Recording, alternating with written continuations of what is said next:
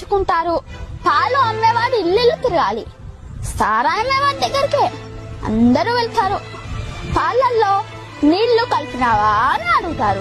ఖరీదైన సారాయిలో నీళ్లు కలుపుకొని తాతారు. పెళ్లి ఊరేగింపులో బంధుమిత్రుల ముందు, వడ్డు వెనకాల.